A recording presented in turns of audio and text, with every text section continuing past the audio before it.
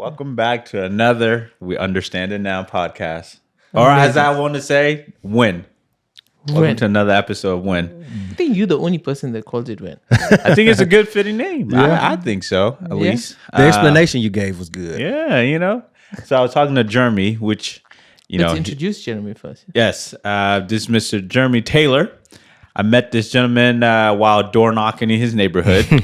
We shared a conversation. It went from a few minutes to almost half an hour, a little over half an hour. Exchanged contact. And, after hearing his story, his background, upbringing and stuff, I felt like it was a good fit to have him on the podcast to go a little bit more in depth of who he is as a person, as a man. He's married.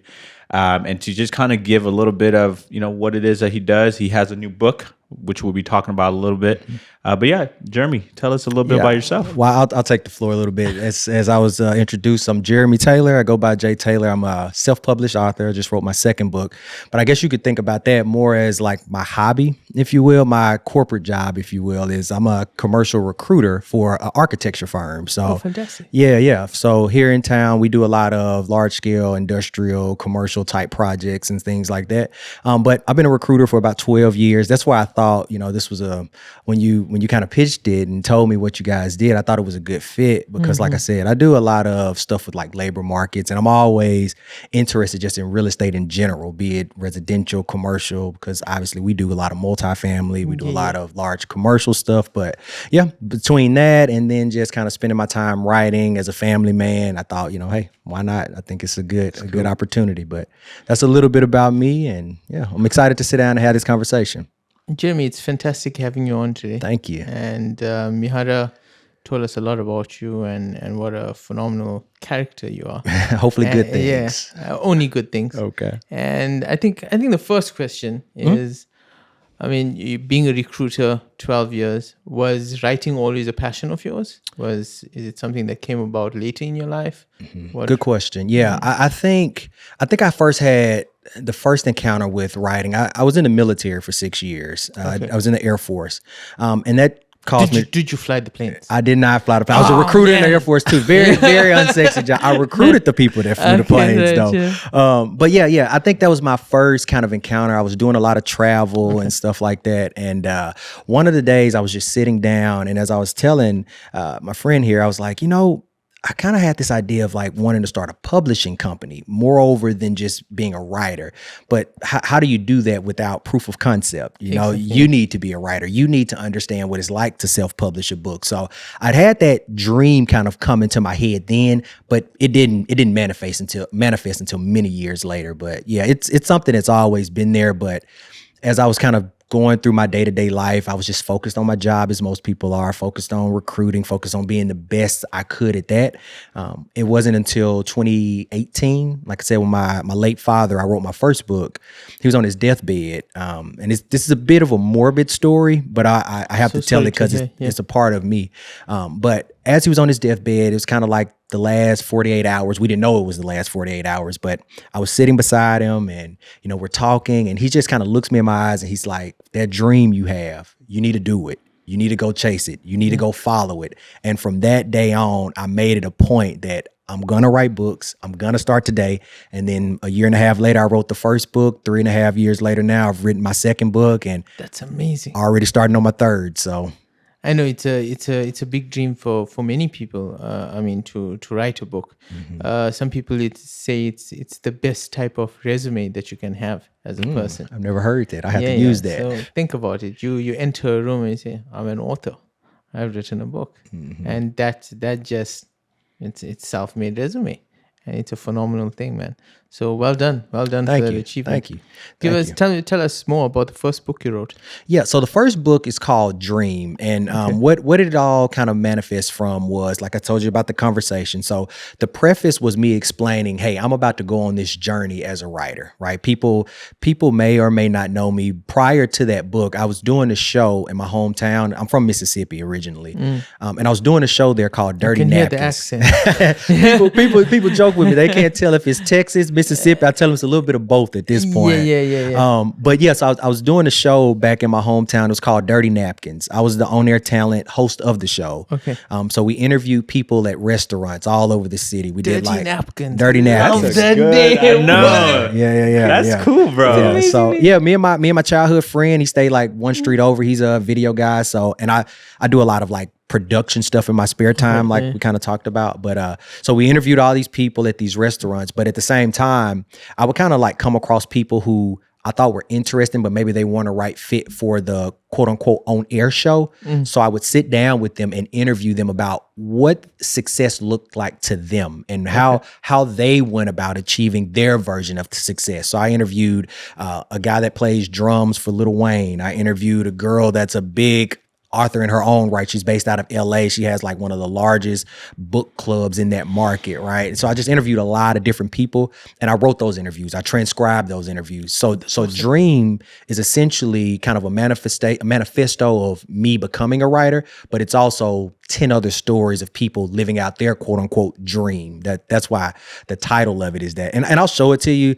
The actual logo of the book is Dream, but it's in the shape of a fish.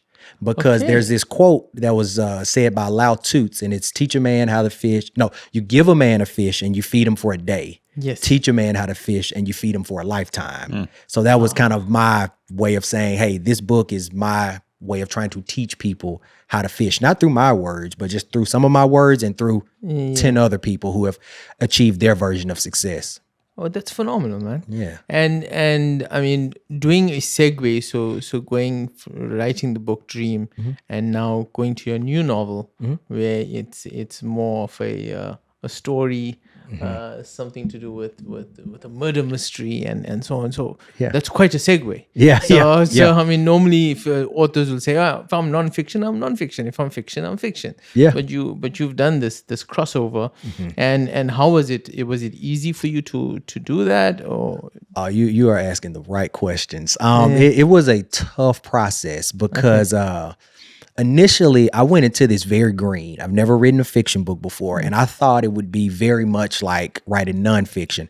Nonfiction is very, I always describe it to people, it's very factual. It's a lot like a dissertation. Is it data driven? It's data driven, right? Yeah, you need to get the information, you need to get the facts, and you need to cull out how to make it interesting, right? Yeah. That's what it is. Fiction, on the other hand, is storytelling at its finest, right? You're having to think about, how do I keep a person engaged throughout this entire book? So it's a lot more editing involved in it. It's a lot more draft rounds involved in it. Whereas like the first book, I may have put it through 2 rounds of edits, right? You know, this book, we probably, by the time it was all said and done, the editor, I had a team of 2 editors.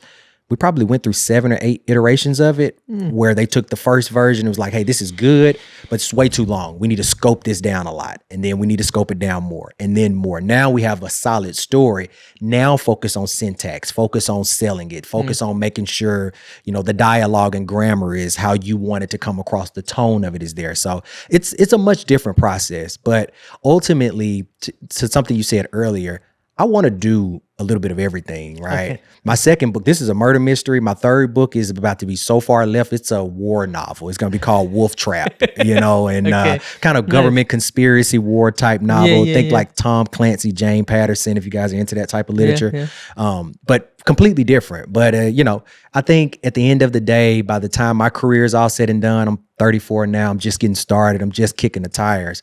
By the time it's all said and done, I'll probably have touched every genre. I want to do poetry at some point. I want to publish magazines, which is why I kind of started my own publishing company. It's a lot of ideas I have in my head. But, you know, first I got to try all of the different iterations and variations. And the way I see it, by the time I'm a little bit older and a little more seasoned in life, I'll have a real good idea of, I'm really good at this type of writing, so I'll continue doing that type of writing. Is the book available right now? It is, yeah. You could buy it from me directly at JT Expressive. My name on everything is JT Expressive. You can buy it from me directly there, or if you want, you can buy it on Amazon and Barnes and Nobles. I will say, since it's fairly new, it hasn't really been ranked. If you are looking for it, you'd need to search the title of it in its entirety. So you'd want to put in Midnight Blues, a Renaissance murder mystery, and then it should pull right up on all platforms for you. give us and the audience a little snippet of the book. What's it about? The way I like to describe it, I don't know if you all have ever seen, we talked about it, but there's a movie. I'll tell you about the inspiration. There's a movie called The Great Gatsby. Love it. Okay. All right. So you're going to love this book then. Yeah. So the movie is called The Great Gatsby, and it's this kind of very opulent, it's luxurious. It's like, it's very high touch, high class society. And I thought about, while I was watching that with my wife, I said, what would this story be like if it was centered around like characters that look like me, characters that were Black, right? So I wanted to write this novel, but at the same time, I was like, well, I can't bite Midnight Blue. I mean, I can't bite The Great Gatsby. That's a historic book, exactly, right? Yeah. So how can I make this my own? So I decided to make it a murder mystery. And then when I did that, as much as I wanted it to be a very Black novel, I'm a very inclusive person. Okay. I love people. Okay. I love people from all cultures. So I said, okay, what do we need in this book? We need a mobster. All right. So now we will get us someone in this book from an Italian descent. What else do we need? We need a crooked judge, right? So now we get someone from that type that looks like that type of person. Okay. And what the book ends up being, the main character, he goes on the run, right? In the year, let's just call it 1932. I don't want to give away too much, but he does something in his hometown and it puts him on the run. And he's thinking he's getting off in one city, but he ends up getting off in this fictional city that I call Newport, Louisiana.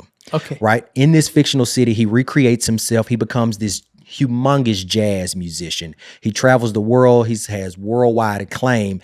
And the night of his 30th birthday party, he tells his friends and his family, I'm going to go legit, because behind all of this fame and glitz and glamour, he's an illegal bootlegger. Right. So he has this illegal side of his character that not many people know about, except for the people very close to him. But he tells his friends and his family at this 30th birthday party that he's planning for himself, I'm going legit. I'm leaving it behind. The music is getting big, but he shows up dead before midnight of his birthday party. Whoa. So now the question that everybody's left with is, who killed him? Who done it? Yeah. Who done it and why? And that's kind of what Midnight Blues is in a sense. It was Miss Molly in the library with a revolver.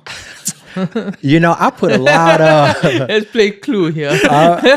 Clue is a great inspiration for me. A lot of the inspiration from it came from like a lot of old mob movies, Hoodlum.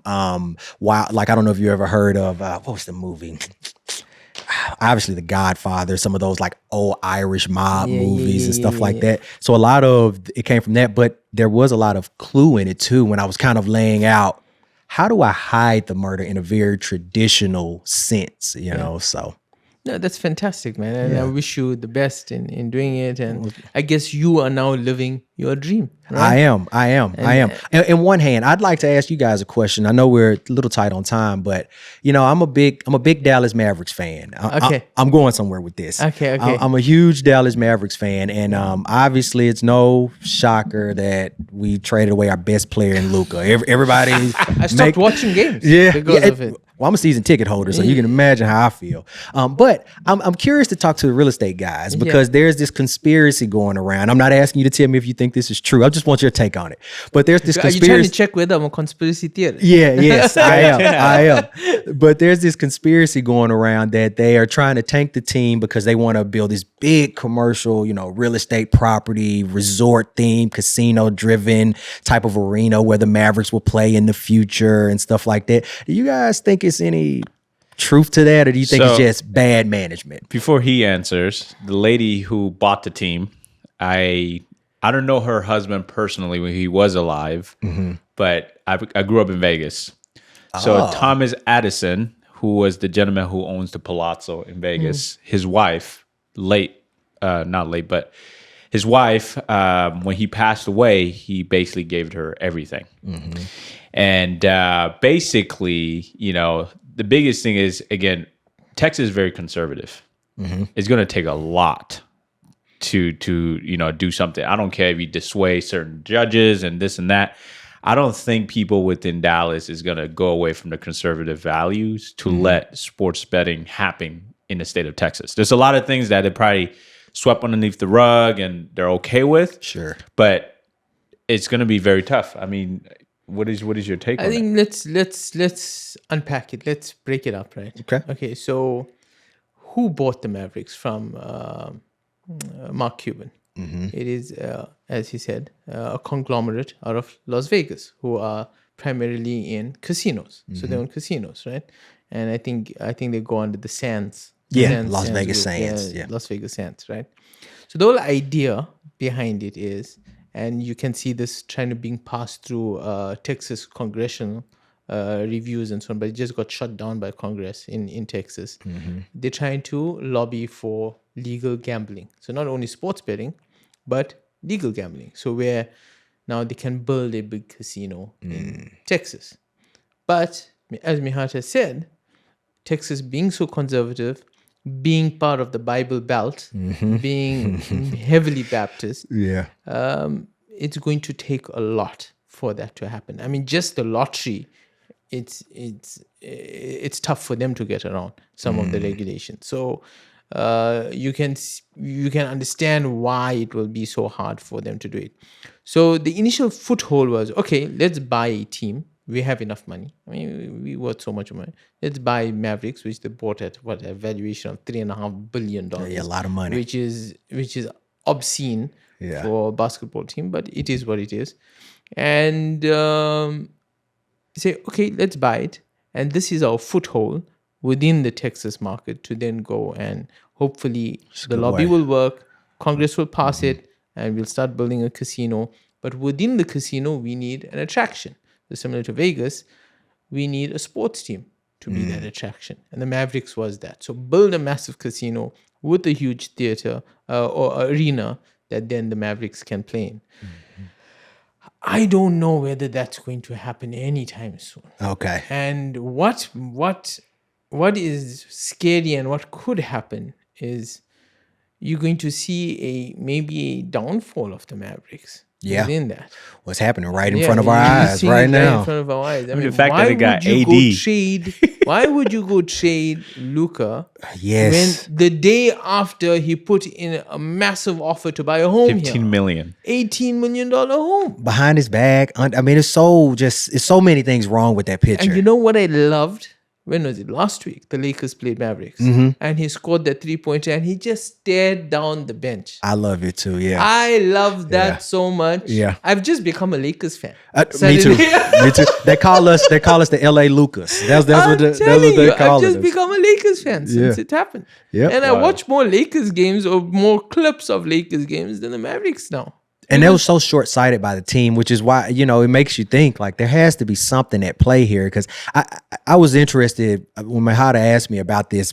I was interested, obviously, to come on and talk about my book. But by me working in, architecture in general, I always just like to get a feel for what people think the pulse of the city is, right? And like kind of segueing from the Mavericks just to commercial real estate in general. Like, where do you see the Dallas market going, right? It's very aggressive right now, but you have some people who are very bullish on where commercial real estate is going, and you have some people who are more like, well, I don't know, occupancy rates are down or whatever like that. What are your thoughts on that? So let's look at facts, right? Okay. Again, the data driven, okay? Because in this day and age, we have to look at data, right?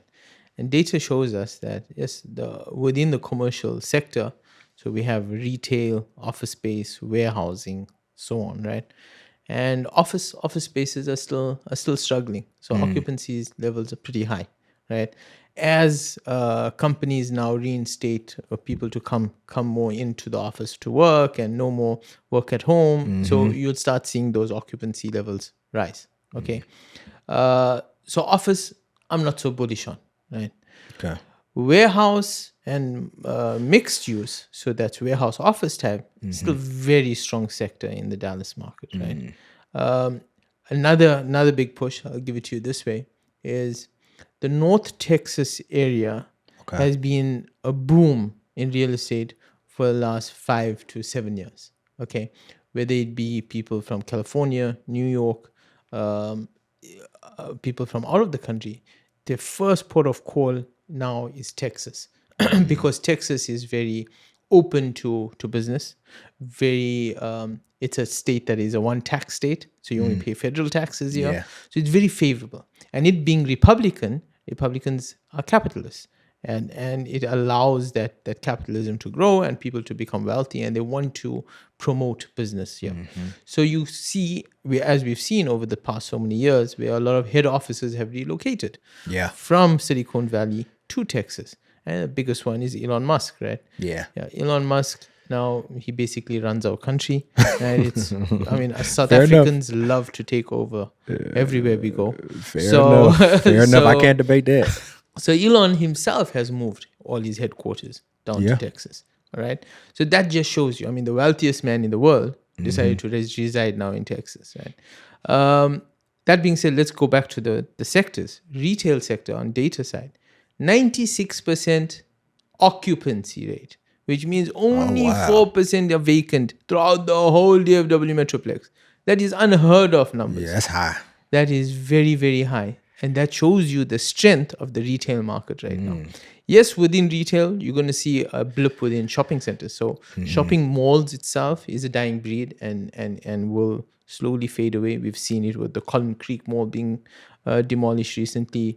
But they had a mall on the 635. Willow Bend. Yeah. Willow Bend now suddenly. Oh, is Willow Bend? I thought you were talking. I know the one you're talking about on 635 and 635 and Preston. Yes, that was Valley View Mall. Valley View Mall is gone. Collin Creek is gone.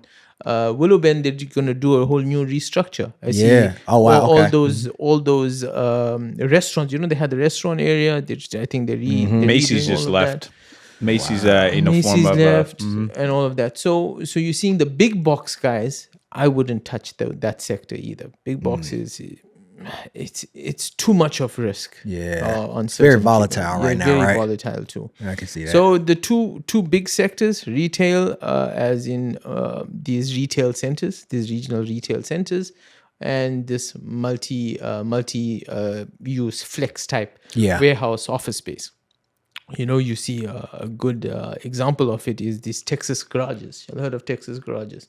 You see it in Allen and a few other places where these guys have built these warehouses, so about 3,000-4,000 square feet with a loft office. Guys going to park their supercars there. They have the office on top. It's a cool vibe. That's what people want now. So it's like a nice mixed use retail. I get what you're saying. Exactly. Okay. Yeah. So you're having all of that. The other thing is very interesting. I just got a new client that came in that we signed up, and he is actually moving his business from Canada to Texas. And the reason for this is because of the tariffs that Trump has just put in place. Because his to circumvent that. Yes. So because his company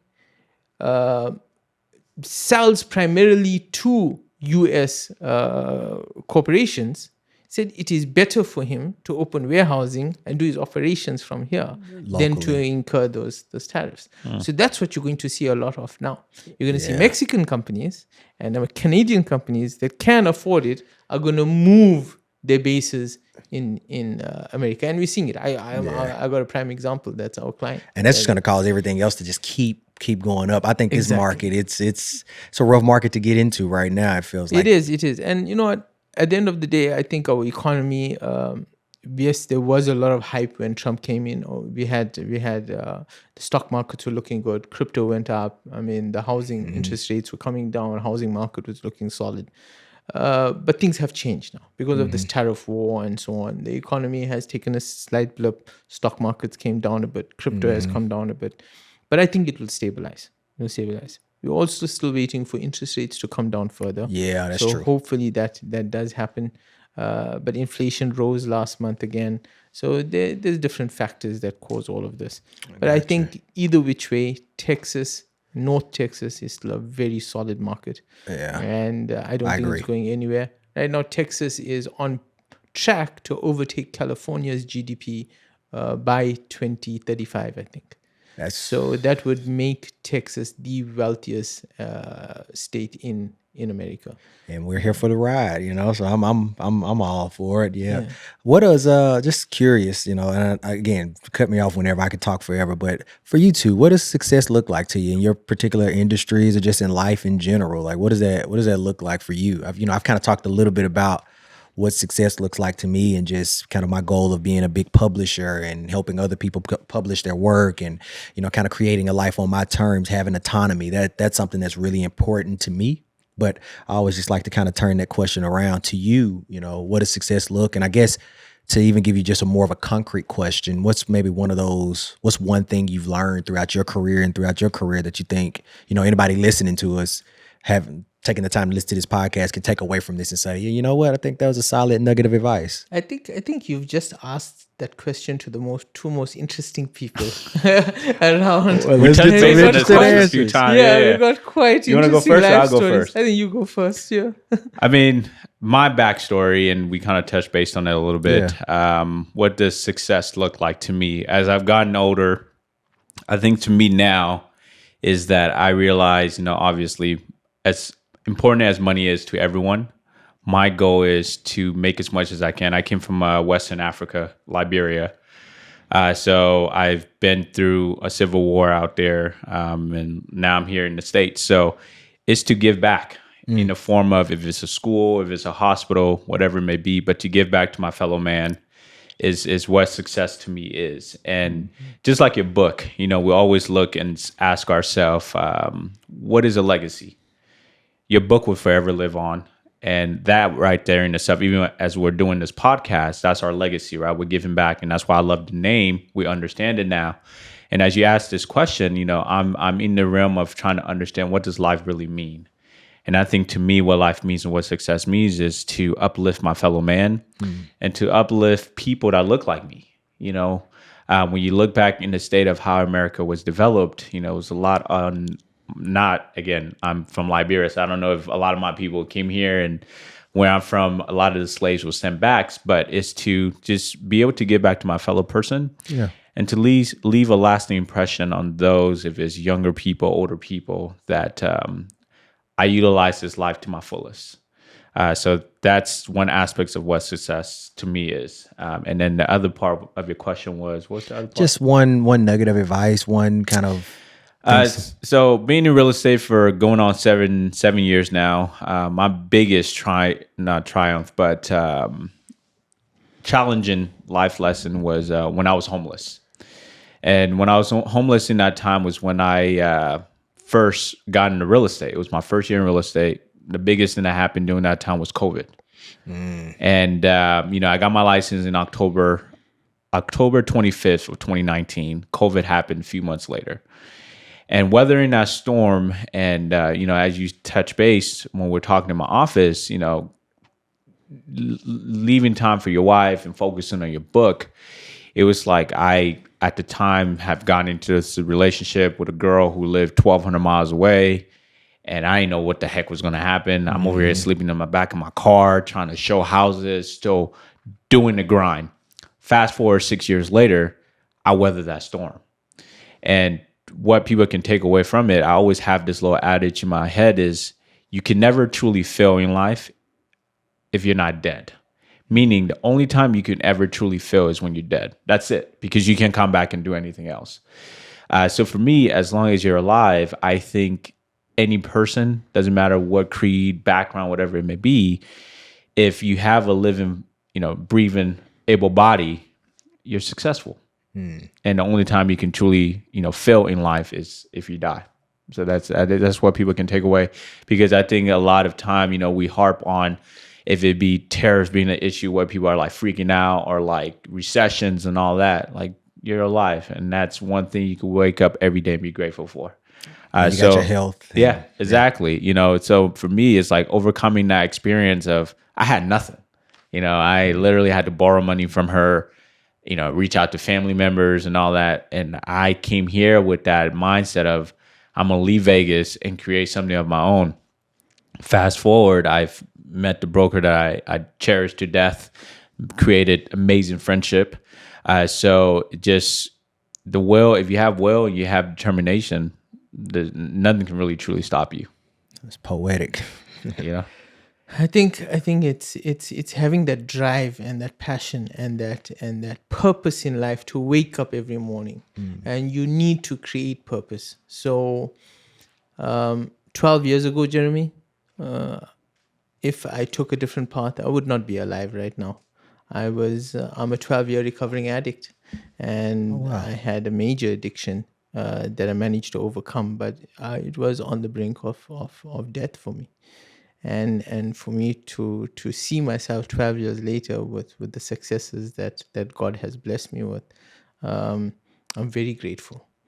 And I think I've been through so many trials and tribulations in my life that it is and has molded me to the person that I am. So if you tell me, hey, do you regret anything you do? And I don't regret it. I don't regret that I don't remember most of my 20s. I don't regret it. It's the reality of the situation, but I don't regret it. It is all the experiences, everything that I have done in my life and I've overcome has made me the strong individual that I am sitting in front of you today. But creating something for myself now that we have our own brokerage and now that I have my own businesses and so on, it gives me that purpose. But not only to make money, it's how do I give back? So you ask, what little snippet do I give back to people? It's our goal in life is to find your gift, but the purpose in life is to give that gift away. So very simply, once you found what you are good at, you have to give back. And that creates even more purpose for you. Like, let me work harder right now. Yes, you leave money for your kids, you leave money for your family and so on, and you build this legacy and generational wealth and so on and so forth, and you can go on about that. But what do you give society? How do you uplift society? And that is our goal every day. How do I make this world better? And how, simply said, you put it earlier, and you said, instead of giving someone the fish to eat just for the day, teach them how to fish. Then they'll get fish for the rest of their life. And I live by that. And that is why I find a similarity between you and I. And I commend you for that. And that is my dream. And I live my dream every day right now. A case came to me pretty recently. So I'm certified in SMART, so self-management and recovery therapy. So I help other addicts try to overcome what they're going through.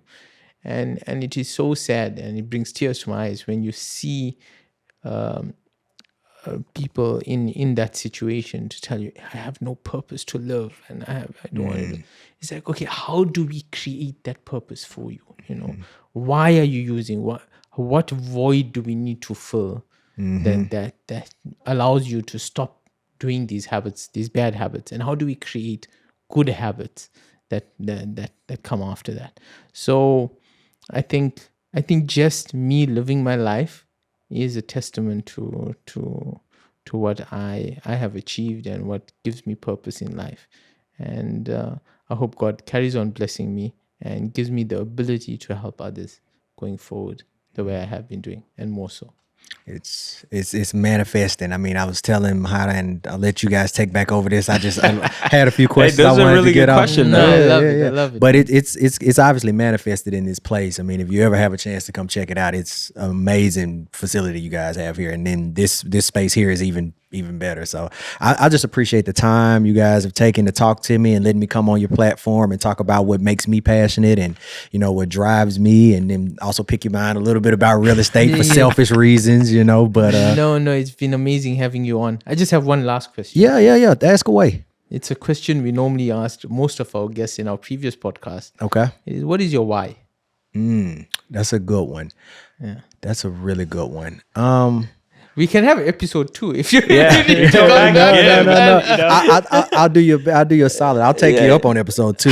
But I have a good idea of my why. You know, I think it's very similar to what you two both have talked about. It's a lot about giving back. But for me specifically, I wake up daily for just my family. You know, my family is we're a small country group of people. Like I said, we're from Mississippi, you know, from the capital of Mississippi, but ultimately we're from Mississippi, the deep South. And I have a lot of family members that are all over the spectrum, right? Like from some of the most successful people I know to people who you could probably benefit from probably meeting you in terms of just like addiction therapy and stuff like that.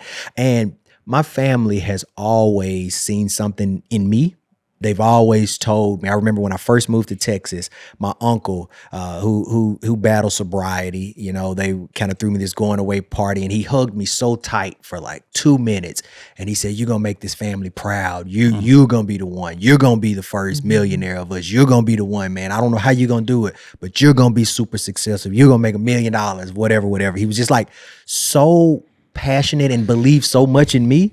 Right. Ever since that day, my why has always been to just uplift my family's legacy. Even so much with my book, I'm not trying to make this all about the book. Even so much with that book, the publishing company I created that I published all of my work under is LS Prestige, right? And LS does not stand for anything. That's my grandmother's initials. And she's old. She was born, and she's passed now, but she was born in the 1920s. And literally the L and the S meant nothing. There's no abbreviation. Her name was literally L.S. So like very old school. Whoa. So I took that and I said, you know, my why is to build up and I guess to wrap this up in an even cleaner bow, my biggest why is to kind of buy a lot of land. I want to be a large land owner, right? Because my family left me a few acres of land, and every time I need to get clarity or just get clear about what I'm doing this for, why do I work so hard to write? Why do I work so hard at maintaining a 9-to-5 job while doing my passion on the side, while trying to make time for my, wife? I go out there to that land, there's nothing on it, no house, nothing, just raw land. And I just stand out there sometimes for an hour, and it just gives me a sense of, this is why you're doing it. You want more of this so you can do whatever you want to do with it for the family. But that's my why, to ultimately give back to people in general and to help other people and creators live their dream out. But if you're asking Jeremy selfishly what my why is, it's buy land. It's buy land and magnify my family's name. I'll leave you with this. God, stop making land. Buy as much as you can. It is one commodity that there's no more of. So just buy as much as you can. I'm gonna keep doing it. Yeah. Texas A&M data, again, let's go back to data. Yeah. While we're wrapping up, Texas A&M data shows us over the last 50 years, land has steadily grown and appreciated by 6 to 7% year on year. Keep that in mind. I will. Hey, thank you for all the advice. Thank you for the introduction and for having me. I said, thank you, man. You opened your door to me. Yeah. I think that's the one thing. I'm the only one who door knocks in the brokerage. When I first met these guys, and they're like, "What? You go knocking in this heat?" I was like, "You know what's so crazy? You meet Can I bust you out real quick about the umbrella? Like he knocked on my door, I opened the door. Mary Poppins. I opened literally. It was hot. Like he knocking on the door, and I'm telling my wife, like, some guys out there with the umbrella, and it's not raining, Texas heat, and like part of that is the reason I opened the door. But literally to give you your flowers, man, I opened that door, and before I could even disarm, I'm a sales guy, right? That's recruiting. You're selling people, you're talking to people, But before I could even disarm him to let him know, hey, I'm not in whatever you're trying to get me right now. I'm not into it. His approach and his a tactic disarmed me before I could disarm him. And before I knew it, we were outside talking in the Texas heat with his umbrella for an hour. Yes, sir. Oh, wow. I had a cowboy hat on too. Hey, amazing. That's it. So I'm sorry to cut you off, but I had to tell all these people about your umbrella, man. Thank I will never, as long as I know you, I will never let you live down that umbrella. I had Rihanna playing that day. Umbrella. I guess. You had a Poppins. That's it. But yeah, no, it's like for me, just going out, I meet even one of several guests that we've had on.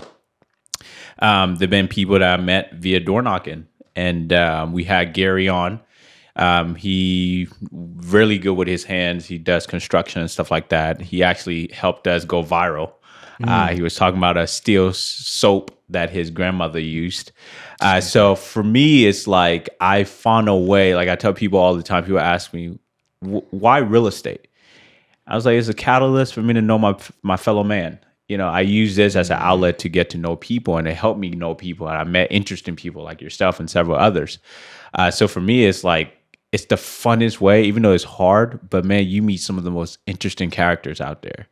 And in so many ways, you learn from so many people. And so with the podcast name, I think it's fitting. We understand it now. Now we understand the man behind the pen. Mr. Jeremy Taylor. Thank you. Amazing. Thank you, Jeremy. Me. We appreciate you coming on. It. Thank you, audience. And close out. See you next time. See you next time. So that means it'll be a part 2. I hope so. Let's I hope you'll have me.